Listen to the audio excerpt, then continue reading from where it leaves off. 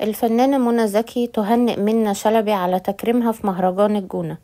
حرصت الفنانة منى زكي على تهنئة منة شلبي بعد الإعلان عن تكريمها بجائزة الإنجاز الإبداعي في الدورة الثامنة من مهرجان الجونة السينمائي لعام 2025، وذلك تقديرا لمسيرتها الفنية المميزة.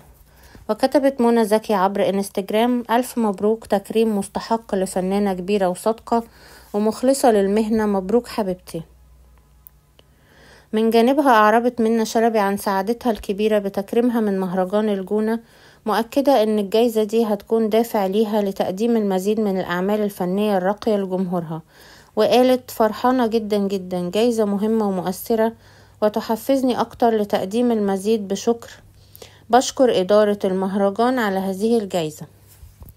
كانت آخر أعمال الفنانة منة شلبي هو فيلم الهوى سلطان، الذي تدور أحداثه في إطار رومانسي حول علاقة صداقة طويلة بين شابة وشاب، ومع مرور الوقت تواجه علاقتهما تغييرات مفاجئة.